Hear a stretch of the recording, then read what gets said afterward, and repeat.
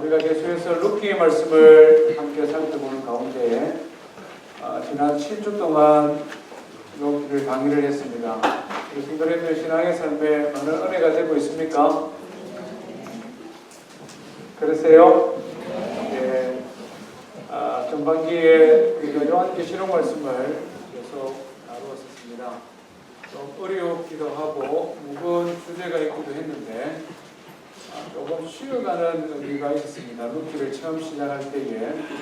그래서 좀 축복의 말씀을 함께 나누고자 이런 생각을 했는데 룻기 말씀을 연구하고 설교하는 가운데 저 자신이 제일 은혜를 많이 받았던 것 같습니다. 룻기가 참 은혜롭고 좋은 말씀인 줄 알고 있었습니다만 설교하기 위해서 또 읽고 묵상하고 연구하면 할수록 더 큰 감동이 있는 것이 사실입니다.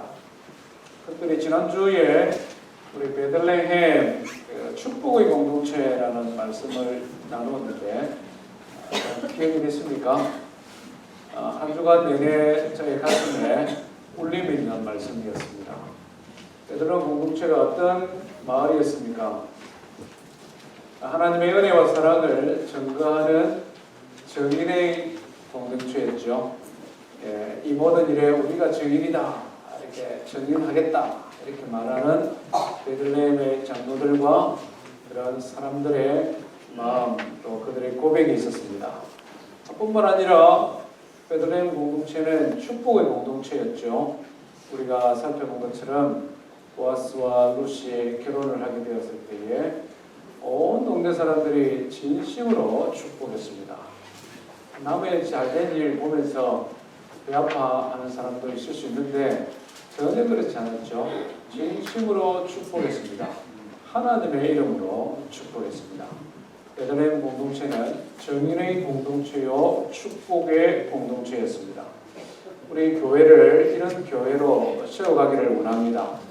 또 그런 일에 쓰임받는 저와 우리 모든 성도님들 되시기를 주님의 이름으로 축원드립니다. 오늘은 룻기 강의의 마지막 시간입니다. 보아스와 룻이 결혼을 하고 아들을 얻는 장면, 그리고 다윗이 태어나기까지 다윗의 10대 조상 10명의 조상들의 이름이 기록된 족보입니다. 이 말씀을 통해서 하나님 주시는 교훈이 무엇인지를 함께 살펴보겠습니다. 성경은 룻기 4장입니다. 4장 13절에서 22절 말씀을 한 절씩 교독하기를 원합니다. 룻기 4장 13절에서 22절 말씀입니다. 이에 보아스가 룻을 맞이하여 아내로 삼고 그에게 들어갔더니 여호와께서 그에게 임신하게 하심으로 그가 아들을 낳은지라.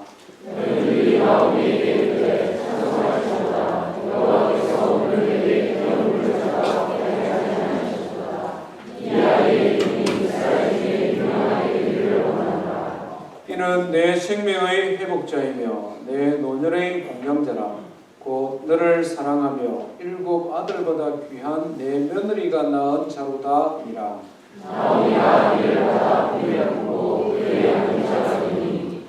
그의 이웃 여인들이 그에게 이름을 지어주되 나오미에게 아들이 태어났다 하여 그의 이름을 오벳이라 하였는데 그는 다윗의 아버지인 이새의 아버지였더라.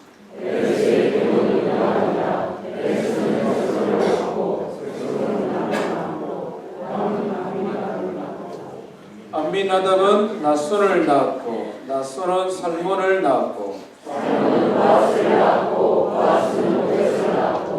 같이 합니다. 오벳은 이새를 낳았고 이새는 다윗을 낳았다. 아멘.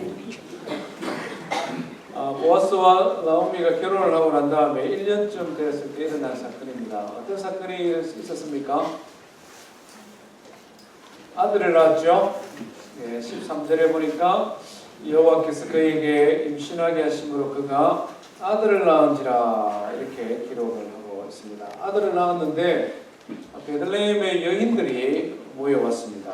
그리고는 그를 축복하죠. 보아스와 룻을 축복할 뿐만 아니라 14절에 보니까 하나님께 찬송할지로다 이렇게 말하면서 하나님을 찬송합니다. 14절 15절 말씀은 보아스와 룻이 아니라 나오미에게 지금 하는 말입니다. 그죠? 시어머니에게 많은 말로 축하하고 축복합니다. 그리고 17절까지 이어지는데 17절에는 여인들이 무엇을 하고 있습니까? 이름을 지어주고 있죠. 그죠? 17절 말씀해 보니까 그의 이웃 여인들이 그에게 이름을 지어주되 남의 집에 애 낳았는데 동네 아줌마들이 지금 이름을 지어주고 있습니다. 그죠? 예. 오벳이라고 이름을 지었습니다. 오벳이라는 말은 섬김 또는 섬기는 자, 섬기는 사람 이런 뜻을 가지고 있습니다. 결혼을 하고 부부간에 자녀를 낳는 것 이것이 쉬운 일은 아닙니다만은 그렇다고 해서 오늘 말씀처럼 온 동네의 여인들이 모여와서 축복하고 축하하고 하나님 찬양하고 심지어는 이름을 막 지어주고 할 만큼 그렇게 요란을 떨 만한 일은 아니라고 볼 수도 있습니다. 그런데 이 베들레헴 사람들은 왜 이렇게 할까요? 우리가 일반적으로 그냥 상식적으로 생각을 해보면 보아스와 룻이 결혼이 예사로운 결혼이 아니었지 않습니까? 그죠? 참 어렵게 기업 물을 자의 책임을 다하느라고 보아스가 많은 헌신을 했습니다.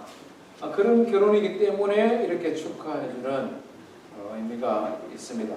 거기에서 더 나아가서 보아스와 룻 사이에 태어난 이 아들,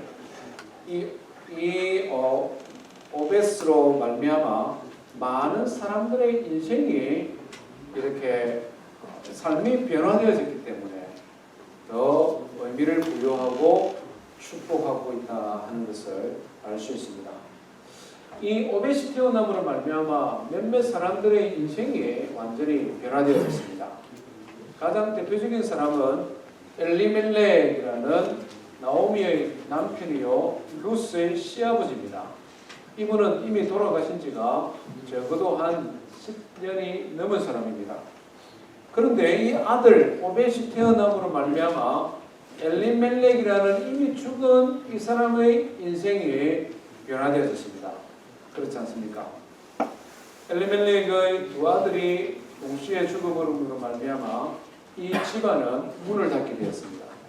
말하자면 이스라엘의 족보에서 사라질 문명이 된 거죠. 엘리멜렉은 한 집안이 멸절되어져 버리는, 그래서 역사에서 사라질 버리는 운명에 취했는데 이 아들이 태어남으로 말미암아 이 아들은 보아스와 룻의 아들이기도 하지만 기업 물을 자로서 그의 돌아가신 엘리멜렉의 아들로 보직에 올라간다고 말씀을 드렸죠. 말 그대로 한 집안의 이름이 계속 계승되어지게 되었다. 이 오벳이 태어남으로 변화되어진 또 한 사람이 있는데 나오미라는 여인입니다. 나오미가 다시 웃음을 되찾게 되었다 하는 것이죠. 나오미의 이름, 나오미라는 이름의 뜻이 휘라 이런 뜻입니다. 휘라, 기쁨의 여인, 너는 뭐 기쁨이 되라 이런 뜻을 가지고 있습니다. 그런데 이 여인이 모압 땅에 갔다가 남편과 두 아들을 잃어버리고 난 다음에 돌아오면서 뭐라고 이야기했습니까? 동네 아주머니들이 모여서 나오미가 돌아왔다, 나오미 오네 막 이러니까 뭐라고 말했습니까? 더 이상 나를 나오미라고 부르지 마라. 뭐라고 부르라? 네. 우리 늙은 교회 여성들 신앙의 상식과 인치심이 풍성합니다. 나오미라 부르지 말고 마라라 부르라. 그래서 마라 이 말은 쓰다 이 말이거든요. 그의 마음이 쓰고 그의 인생이 쓴 겁니다. 남편과 두 아들을 잃은 여인의 마음을 한번 생각해 보십시오. 그에게 무슨 웃음이 남아있겠습니까? 무슨 살 소망이 남아있겠습니까? 그런데 이 아들이 태어남으로 말미암아 이 여인의 운명이 바뀌게 되는 거죠. 한 집안이 멸망해버리고 남편도 아들도 먼저 보내는 그런 오명을 뒤집으실 수 있는데 이 오벳이라는 아들이 생김으로 말미암아 한 집안의 대를 이어갈 수 있는 그래서 나도 여자로서의 사명을 다하였다 이렇게 말을 할 수 있는, 말 그대로 그의 운명이 변화되어지는 나오미 웃음을 되찾게 되었다는 것입니다. 가장 극적인 변화를 가져온 사람은 누굽니까? 뭐니 해도 룻이라고 볼 수 있습니다. 그는 유대인에게 멸시받던 모압 여인입니다. 유력한 남편 보아스를 만나서 그의 신분이 변화되어졌습니다. 남편을 따라서 유대인이 되어졌습니다. 그러나 조금 부족하죠. 2% 이상 부족합니다. 왜 그렇습니까? 유대 공동체에 있어서의 여인의 운명은 그가 낳는 아들에 의해 결정이 되었습니다. 남편이 그의 보호자가 되고 남편이 그의 보호자가 되지만 그에게 있어서 아들이 없다면, 그가 나이 많아 늙었을 때에 더 이상 농사하지 못하고 더 이상 기운이 없을 그때에 자기 자신을 봉양해 줄 아들이 없다면, 자기 자신의 대를 이어갈 아들이 없다면 여인의 운명은 비참해질 수밖에 없다는 것입니다. 성경에 기록되어진 유대인의 삶이 그렇다는 것입니다. 그런데 지금 이 룻에게 아들이 생겼다는 것입니다. 그것도 남편이 나이가 많아서 아들을 가지게 될지 모를지 의문이 생길 수도 있었는데, 결혼하고 1년 만에 아들을 낳게 되니 그는 온전한 유대인으로 받아들여지고 한 집안의 대를 이어주는 훌륭한 며느리가 되어지고, 뿐만 아니라 더 나아가서 이미 망해져버린 시아버지의 집안을 다시 세워 일으키는 여인으로 존경받는 여인이 되었다는 것입니다. 이런 배경들을 생각하면 베들레헴 여인들이 다 몰려나와서 아들이 태어난 것을 축하하고 축복하고 찬양하고 하는 것이 좀 이해가 되지 않습니까? 룻기는 이렇게 마무리되어집니다. 인생의 반전을 이룬 사람들이 함께 모여서 서로 축복하고 하나님을 찬송하는 기쁨의 잔치, 이것이 룻기의 마지막입니다. 여기서 우리는 한 가지를 조금 깊이 생각해 볼 필요가 있습니다. 어떻게 이 모든 일들이 진행되어져 가고 이루어졌느냐 하는 것입니다. 룻기는 1장과 4장이 극명한 대조를 이루는 반전의 역사를 기록하고 있습니다. 룻기 1장에서는 흉년을 보았습니다. 그죠? 죽음을 보았지 않습니까? 그런데 룻기 4장에는 풍성한 곡식을 거두어들이는 추수의 장면을 보았습니다. 그리고 아들이 태어나는 생명의 장면을 보았습니다. 룻기 1장에는 죽고 죽었더라, 죽음이 반복해서 나타납니다. 그런데 룻기 4장에 가면 어떻습니까? 낳고 낳았더라, 12번이나 낳았다라는 말이 계속해서 반복하고 등장하고 있다는 것입니다. 말하자면 반전의 역사, 반전의 은혜를 기록한 책이 룻기입니다. 어떻게 이런 반전이 이루어질 수가 있었느냐 하는 것입니다. 그것은 바로 룻기의 전체의 주제가 되는 살아계신 하나님께서 눈에 띄게 겉으로 드러나게 왕성하게 무엇인가를 하시는 모습은 잘 보이지 않지만, 한 가정의 배경 속에, 사람들의 만남 속에 소리 없이 은밀하게, 그렇지만 너무나 분명하게 역사하신 하나님의 은혜의 역사를 우리에게 보여주고 있다 하는 것입니다. 우리가 룻기를 묵상할 때마다 늘 이것을 우리는 기억해야 되겠습니다. 룻기에 등장하는 많은 사람들을 통해 우리는 교훈을 얻을 수 있습니다. 그렇지 않습니까? 엘리멜렉과 같은 가장이 되어서는 안 되겠다. 대표적인 부정적인 모델이 될 수 있죠. 인생의 흉년이 찾아왔을 때 하나님을 포기하고 이방 땅 모압으로 생각하는 이런 일은 해서는 안 되겠구나. 우리는 교훈을 얻을 수 있지 않습니까? 아무개라는 사람을 통해서도 교훈을 얻을 수 있습니다. 하나님이 그에게 축복을 주시기 위해 기업 물을 자의 특권을 주었는데 인간적으로 생각하고 계산해서 손해볼 것 같으니까 차버렸습니다. 감추어진 하나님의 축복을 잃어버린 아무개 같은 인생이 되지 말아야 되겠구나. 우리 이런 교훈을 얻을 수 있습니다. 반대로 보아스와 룻 같이, 특별히 룻 같은 인생이 얼마나 복됩니까? 그의 동서 오르바는 젊은 남편을 찾아서 그의 고향으로 모압 땅으로 돌아가 버렸지만 이 룻은 어떻게 고백합니까? 시어머니의 하나님이 나의 하나님이다. 시어머니의 백성이 나의 백성이 되겠습니다. 나는 시어머니가 섬기는 여호와 하나님을 섬기겠습니다. 내가 죽는 일이 아니고는 시어머니를 떠나지 않겠습니다. 이거는 딱 붙어서 쫓아지 않습니다. 인생의 흉년에도 절대 포기하지 아니하고 하나님 딱 붙어가니 하나님께서 그의 인생을 축복해 주셨다. 우리는 교훈을 얻을 수 있을 것입니다. 그러나 이런 등장인물을 통해 주시는 교훈보다 더 크고 더 소중한 교훈은 살아계신 하나님께서 역사하고 계신다. 나오미와 룻과 보아스의 인생뿐만 아니라 그들의 인생을 절망에서 희망으로, 죽음에서 생명으로 반전시켰듯이 하나님께서는 지금도 살아계시고 지금도 나의 삶에, 우리의 가정에 엄밀하지만 너무나 분명히 역사하고 계신다. 이것을 믿고 기억하는 성도 되기를 주의 이름으로 축원드립니다. 이 베들레헴의 여인들은 이 비밀을 알았다는 것이죠. 그래서 오늘 우리가 읽은 14절의 말씀에 보니까 여인들이 나오미에게 뭐라고 말합니까? 여인들이 나오미에게 이르되 찬송할지로다.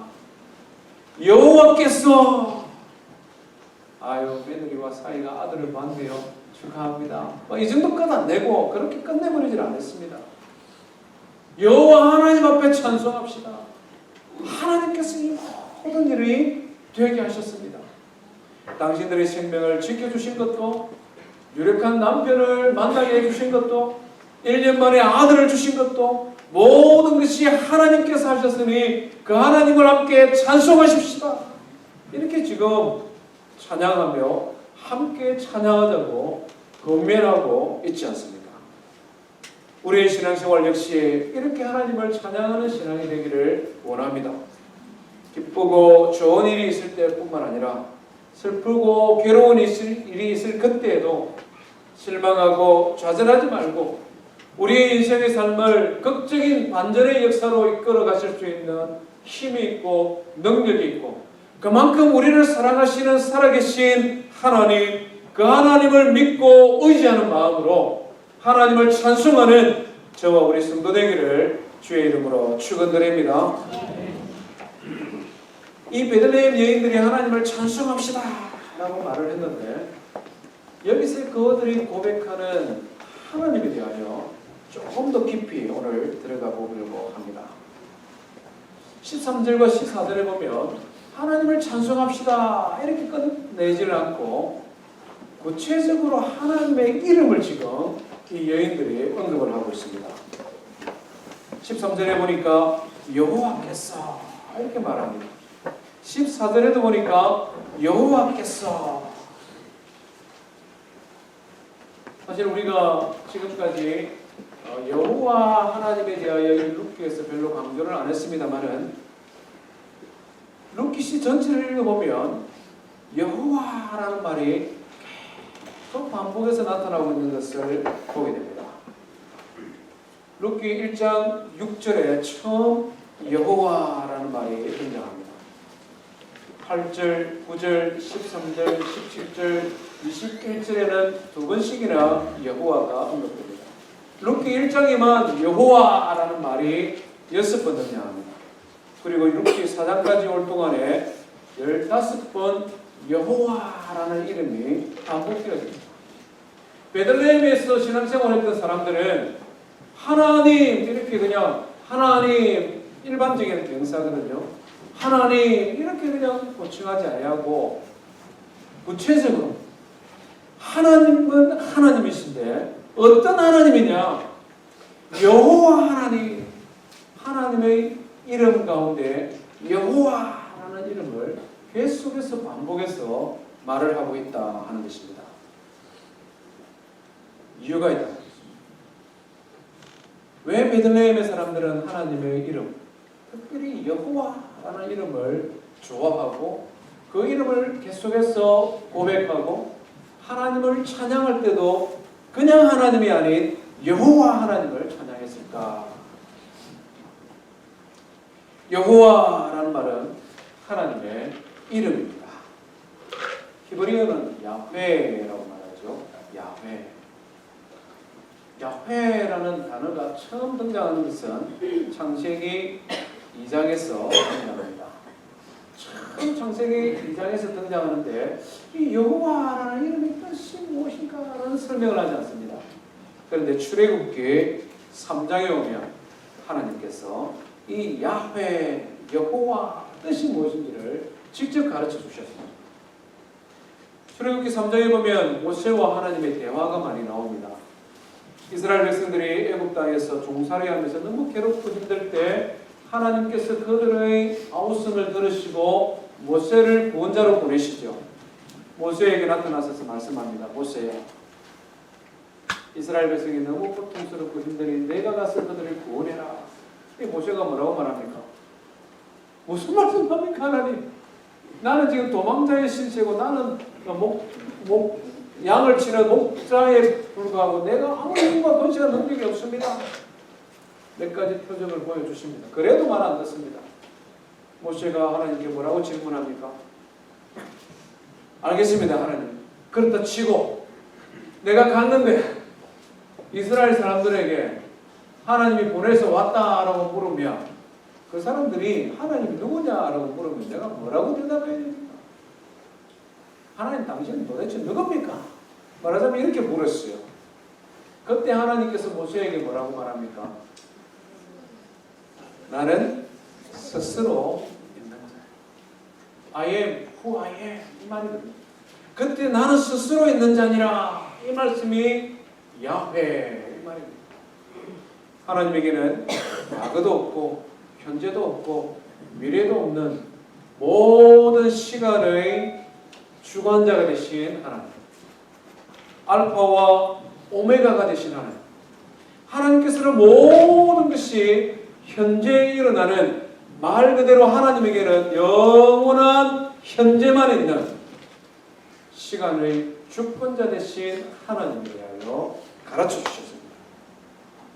말하자면 하나님은 영원토록 살아계시고 영원토록 살아계시면서 세상을 다스리는 분이시다. 이것을 가르쳐 주었습니다. 구체적으로 스스로 계신 하나님은 어떤 분이시냐? 사람과 언약을 맺으시고 그 언약을 지키시는 분이 하나님이시다 하는 것입니다. 성경을 읽어보면 처음부터 하나님께서는 우리 인간과 약속을 맺으십니다. 창세기 2장에 처음 여호와라는 이름이 등장하는데 창세기 2장에 보면 하나님께서 아담과 맺은 언약이 등장하고 있죠. 하나님께서 세상을 창조하시고 난 다음에 아담을 에덴 동산에 두시고 하나님께서 아담과 약속을 맺었습니다. 아담아, 나의 형상으로 지음받은 너가 모든 것을 지배하고 다스리라. 무엇이든지 먹고 무엇이든지 즐기고 나와 함께 교제하자. 그리고는 말씀하시기를 한 가지 동산 중앙에 있는 선악을 알게 하는 나무의 실과는 먹지 마라. 그것을 먹는 날에는 내가 정력 주고 행위 언약이다 이렇게 말합니다. 하나님께서 모든 것을 특권으로 주셨으나 한 가지 하나님이 만드신 피조물 가운데 하나님과 사람의 다른 점, 인생은 하나님을 찬양하며 예배하는 존재요 하나님은 온 세상을 창조한 창조주라는 것을 구별한 정표로서 선악을 알게 하는 나무를 주셨습니다. 그리고 그것은 먹지 말라고 하나님과 사람이 약속했습니다. 하나님께서는 그 약속을 지키셨으나 아담은 그 약속을 깨뜨리고 말았습니다. 창세기 6장에 보면 또 하나님께서 사람과 언약을 맺은 것이 있습니다. 어떤 언약입니까? 노아와 맺은 언약이죠. 노아 홍수 이후에 하나님께서 하늘에 무지개를 보여주셨습니다. 그리고는 노아와 무슨 약속을 하셨습니까?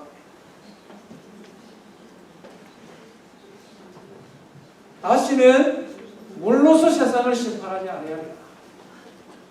하루 이틀 비가 오고 심지어는 한 달 내내 비가 오고 마치 세상이 다시 홍수로 다 떠내려갈 것 같은 그런 두려운 마음이 들다가도 하늘에서 무지개가 보이면 노아 이후 모든 인생에게는 마음에 한 가지 분명한 확신이 있습니다. 뭡니까? 날이 계획이구나. 아무리 바보라도 다 그걸 알아요. 왜 그렇습니까? 노아와 맺은 한 언약을 하나님께서는 지금까지 지키고 계신 것입니다. 아무리 홍수가 나고 아무리 비가 많이 와도 하늘의 무지개를 보는 순간 우리 모든 인생은 알게 되어 있습니다. 아, 이제 비가 그치겠구나. 아, 이제 하나님께서 더 이상 물로서는 세상을 심판하지 아니하시겠구나. 무지개 언약이죠. 아브라함과 이삭과 야곱과 예레미야 모든 성경의 말씀을 읽어보면 하나님께서 인간과 약속을 맺으시고 그 약속을 충실히 지키시는 모습을 기록을 하고 있습니다. 그 약속의 현장마다 그 약속을 맺는 주체가 누구냐? 바로 여호와 하나님. 가장 대표적인 한 가지 예만 더 들면요, 다윗입니다. 다윗이 하나님과 언약을 맺었습니다. 다윗 언약이다 이렇게 말을 하죠. 다윗이 왕이 되고 난 다음에 하나님을 너무 사랑하는 마음으로 하나님의 성전을 짓고 싶었습니다. 하나님, 나를 왕이 되게 했습니다. 나를 여기까지 인도해 주시니 감사합니다. 성전을 지으려고 했어요. 그때 하나님께서 나단 선지자를 통해 뭐라고 말씀하십니까? 다윗, 너의 마음만을 내가 받겠다. 그렇지만 성전은 내가 아니라 너의 아들 샬롬의 왕, 평화의 왕, 그가 성전을 지을 것이다. 이렇게 말했습니다. 왜 그렇습니까? 다윗은 피를 많이 흘린 사람이거든요. 전장터에서 세월을 보낸 사람이거든요. 피를 많이 흘려서 하나님의 나라 이스라엘을 강한 나라로 만들기는 했습니다만은 주변에 있는 많은 나라들과 전쟁을 치른 피해의 사람입니다. 그래서 하나님께서 너의 마음만을 받고 하나님의 성전은 너의 아들이 샬롬의 왕, 평화의 왕이 성전을 지을 것이다. 이렇게 말씀합니다. 그러면서 하나님께서 다윗에게 몇 가지를 약속해 주셨어요. 사무엘상 7장에 등장하는 말씀인데요. 다윗의 언약이 얼마나 감동적인지 모릅니다. 몇 가지만 소개할게요. 8절 9절에 이렇게 말합니다. 만군의 여호와께서 언약을 맺으시는 여호와 하나님입니다. 만군의 여호와께서 이같이 말씀하시기를 내가 가는 모든 곳에서, 여기서 내는 다윗입니다. 다윗, 내가 가는 모든 곳에 내가 너와 함께 있을 것이다. 내가 너의 이름을 땅에서 위대한 자들의 이름과 같이 위대하게 하리라. 다윗도 실수가 많은 사람입니다만은 하나님께서 이 약속을 끝까지 지키셨습니다. 그렇지 않습니까? 다윗만큼 위대한 사람들이 얼마나 많습니까? 지구상에.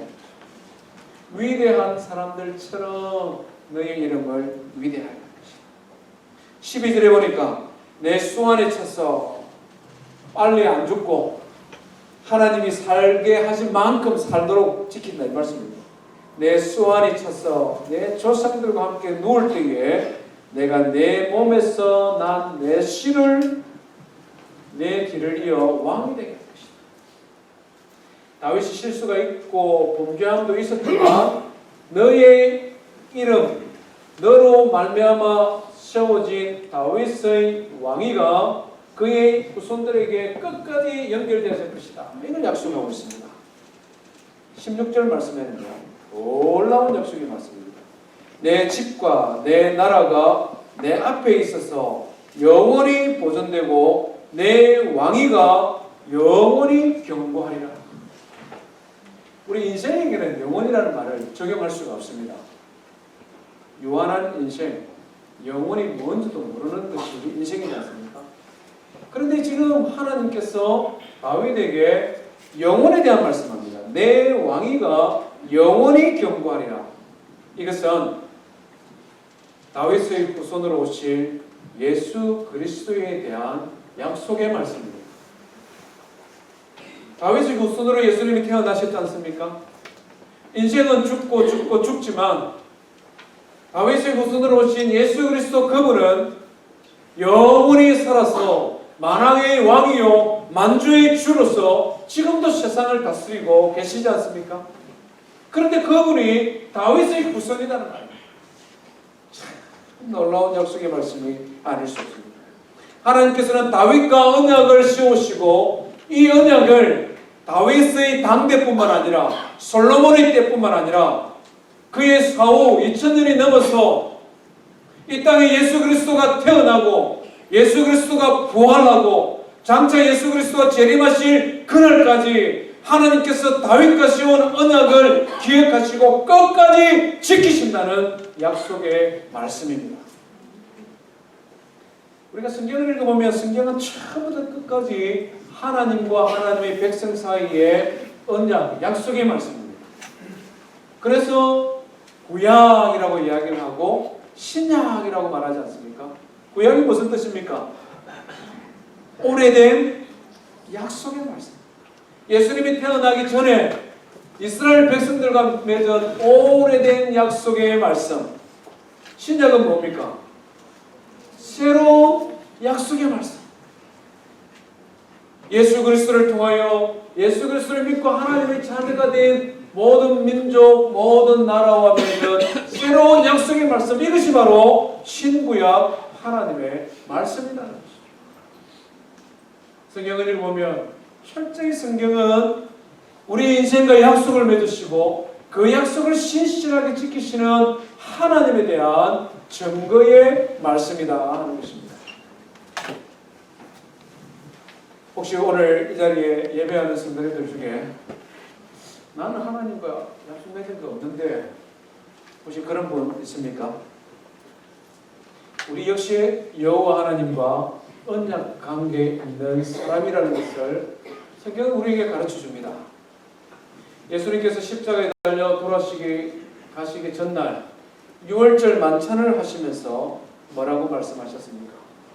마태복음 26장에 보면 예수님께서 제자들에게 떡을 나눠주시면서 말씀합니다. 받아 먹으라. 이것은 내 몸이라 라고 말씀합니다. 그리고 난 다음에는 포도주를 잔에 담아서 제자들에게 주시면서 뭐라고 말씀합니까? 너희가 다 이것을 받아 마시라. 이것은 죄사함을 얻게 하려고 많은 사람들을 위하여 흘리는 바 곧 나의 피 언약의 피니라. 이렇게 말씀합니다. 나의 피 곧 언약의 피니라. 똑같은 유월절 사건을 다루고 있는 누가복음 22장에서는 이것을 내 피로 세운 새 언약이다 이렇게 말씀하고 있습니다.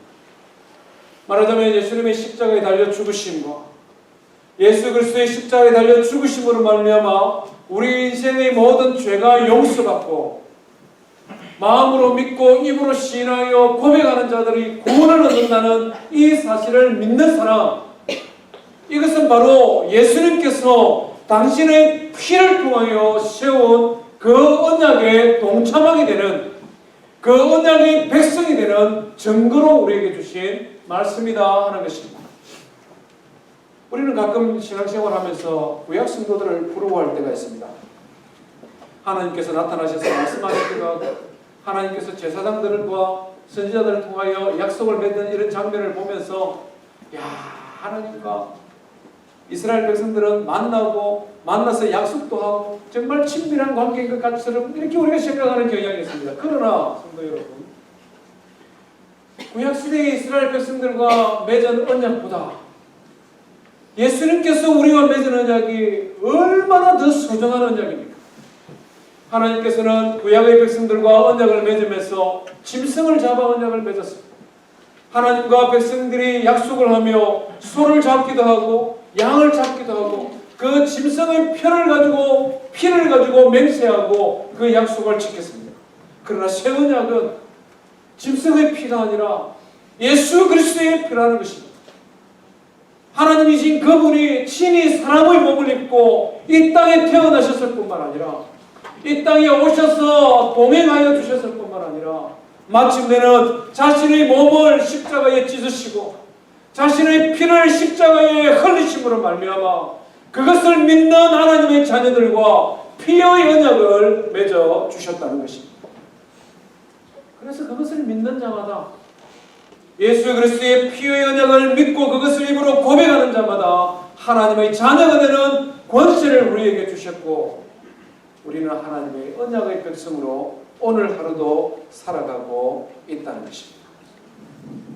사랑하는 성도 여러분, 여호와 하나님은 이처럼 우리와 언약을 맺으시고 그 언약을 신실하게 지키시는 하나님이신 것을 믿으시기를 바랍니다. 베들레헴 여성들은 이것을 알았다는 거예요. 그래서 나오미와 루스의 집안에서 일어난 그 가정사가 한 개인의 가정사로 끝나는 것이 아니라 하나님께서 언약의 백성인 이스라엘 백성들 그들과 맺은 언약을 기억하고 그래서 그들의 가문이 끊어지지 아니하도록 하나님께서 이 모든 것을 기억하여 지키시고 보호하시고 인도하시고 마침내 부부가 되게 하시고 마침내 아들을 낳아서 그 가문이 지속될 수 있도록 보호하신 하나님, 약속을 지키신 하나님, 그래서 그 여호와 하나님을 찬송합시다 권면하고 있는 것입니다. 그들은 그들의 일상의 삶 속에서 살아계신 하나님을 기대하고 살아계신 하나님을 만나고 경험하고 그것을 입술로 찬송할 줄 아는 사람이었다 하는 것입니다. 약속의 하나님을 믿고 하나님께서 약속을 지키시는 분이라는 것을 경험하고 그것을 고백하는 신앙의 삶이 얼마나 재미있는 삶인지 모릅니다. 얼마나 신앙의 삶이 역동적인 줄 모릅니다. 다윗의 언약에 대해서 말했습니다마는 가장 대표적인 사람이 다윗입니다. 다윗이 많은 시편을 지었는데 시편 34편은 다윗이 아비멜렉이라는 블레셋 왕 앞에서 미친 척하고 겨우 살아남아서 도망가면서 지은 시가 시편 34편입니다. 사울 왕이 죽이려고 위협을 하니까 도망을 갔는데 블레셋이라는 나라로 도망을 갔는데 거기 가니까 더 사납게 자기를 죽이려고 하는 왕이 있어서 미친 척하고 살아남았다. 얼마나 인생이 비참하겠습니까? 맨정신으로는 버틸 수가 없을 것입니다. 그럼 그가 지금 도망가면서 하는 말이 뭐라고 말을 하느냐니까 시편 34편 8절에 너희는 여호와의 선하심을 맛보아 알지어다. 그에게 피하는 자는 복이 있다. 정말 저는 이런 배경을 생각하면서 다윗의 이 고백이 얼마나 감동적인 것이었어요. 어떻게 이런 신앙의 지능, 이런 신앙의 경지에 오를 수 있을까? 미친 척 하면서 겨우 살아남아 도망가면서 하는 말이 너희는 여호와의 선하심을 맛보아 알지어다. 그의 마음속에는 믿음이 있다는 거예요. 그의 마음속에는 확신이 있다는 것입니다. 하나님은 여호와 하나님이시다는 것입니다. 나를 사랑하시고 나를 자녀 삼아주시고 나를 지키시고 보호하신다고 약속하셨으면 나의 인생이 어떤 어려움 속에 있든지 내가 어떤 역경 가운데 있든지 하나님께서는 그 언약을 충실하게 지키실 분이시니 비록 내가 살아남으려고 미친 척하고 도망치는 한이 있더라도 그래도 여호와는 살아계시고 여호와는 언약을 지키시는 분이십니다. 여호와 하나님 앞에 피하여 보십시오. 그분은 반드시 나를 회복시키는 분이십니다. 그걸 지금 고백하고 있는 것입니다. 한두 번 경험했다고 이런 고백을 할 수가 있겠습니까? 한두 번 만났다고 이런 고백을 할 수가 있겠습니까?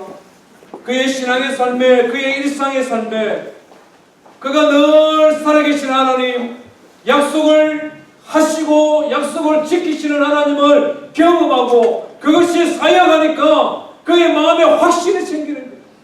그래서 여호와 하나님을 맛보알지어다. 우리 이 맛이라는 게 있지 않습니까? 쓴맛도 있고 단맛도 있고 짠맛도 있고 맛이 있지 않습니까? 하나님의 맛이 있다는 거예요.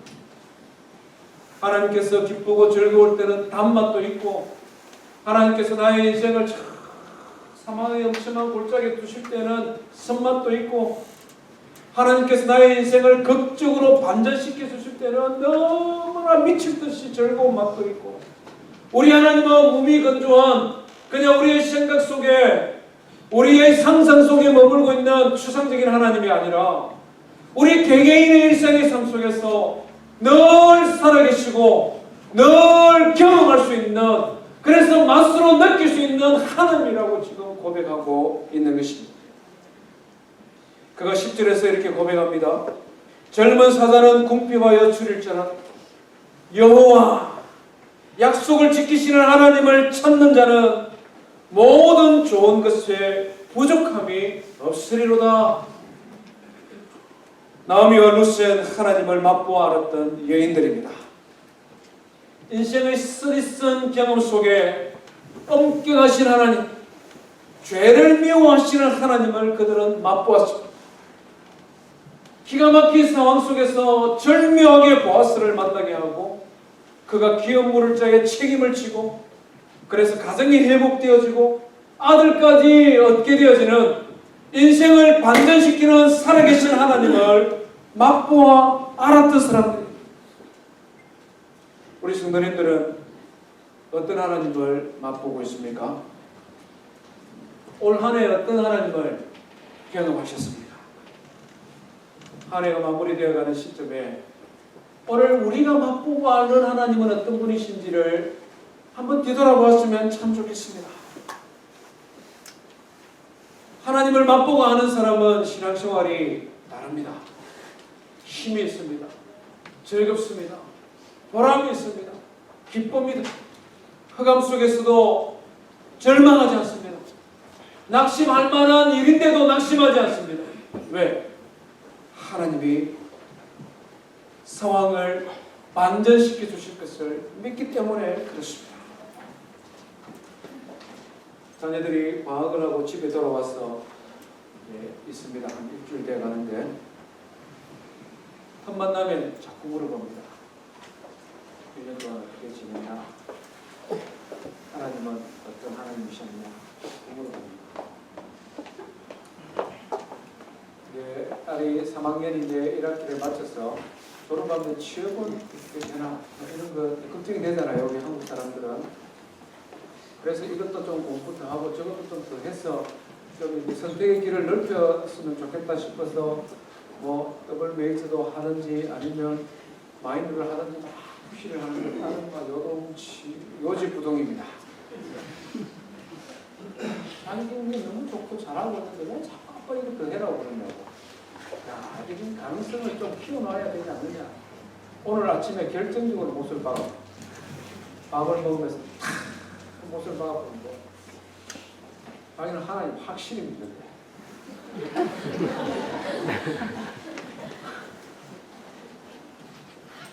알라바마에서 잡 기회가 작으면 전국 시험에 어플라이 해서 할 끄고, 몽고메리처럼 아빠 옆에 없으면 쫙 시골 마을에 가서도 할 끄고, 자기는 이 전공을 공부를 하면 할수록 하나님 자기에게 주신 길이라고 생각한대요.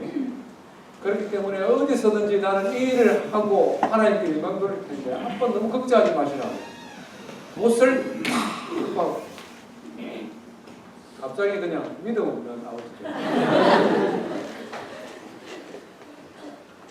뭐 우리 아들은 아직 조금 더 어리기 때문에 자유분방하게 놀도록 그대로 두고 있습니다. 우리 교회를 생각하면서도 저는 얼마나 감사한지 모릅니다. 뭐 오늘 예배부에 공동회의가 있겠습니다만은 우리가 총회를 참석하면 미국의 뭐 40개 주는 아니지만 많은 주, 대부분의 주에서 목사님들이 모입니다. 이런저런 이야기들을 나누고 밤을 새우는데 지속적으로 교회가 성장하는 교회도 많지는 않습니다. 해마다 예산을 몇 프로씩 세우는데 인상하는데 채워지는 교회도 많지는 않습니다. 물론 우리 성도님들 가운데 어두운 터널과 같은 힘들고 어려운 시대를 보내는 성도님들이 계셔서 굉장히 조심스럽기도 합니다만은 제가 늘 푸른 장로교회를 만 9년 동안 섬기면서 가지는 제 마음의 확신이 있다. 우리 하나님께서 우리 교회를 기뻐하시고 우리 성도들의 삶을 축복하고 계신다. 실수도 있고 부족하고 연약한 것도 있지만 하나님께서는 우리 마음의 중심을 보시는 분이십니다. 미국 땅 이민생활 시작하면서 예수 믿기로 결심하고 교회 오는 사람, 믿음의 성장이 더뎌서 때로는 답답한 게 느끼기도 하지만 그래도 그게 어디냐? 사실 평생 주님 알지 못하던 사람들 주의 전으로 와서 함께 예배하고 말씀 배우고 신앙 성장해가고 그렇게 하도록 교회를 세우고 그 일을 하기 위해서 모든 직분자들과 모든 성도들이 함께 노력하는 이런 교회 하나님께서 기뻐하시니 축복하시니 감사하고 찬송하고 영광 돌리는 이런 삶, 이런 교회를 섬길 수 있도록 하나님께서 보내어주시고 사역하게 하시니 얼마나 제가 감사하겠어요. 우리 성도님들은 어떤 하나님을 경험하고 있습니다. 성경에서 말씀하는 하나님이 그냥 성경의 약속으로 끝나는 것이 아니라 나 개인의 삶이요, 우리 가정의 삶이요, 우리 교회 공동체 안에서 눈에 보이지 아니하지만 너무나 분명하게 살아계시고 너무나 분명하게 역사하시고 너무나 분명히 지금도 이끌어 가시는 그 하나님을 맛보고 경험하고 찬송하는 저와 우리 모든 성도 되기를 주의 이름으로 축원드립니다. 아멘. 우리 말씀 기억하며 함께 하나님 앞에 찬송하겠습니다.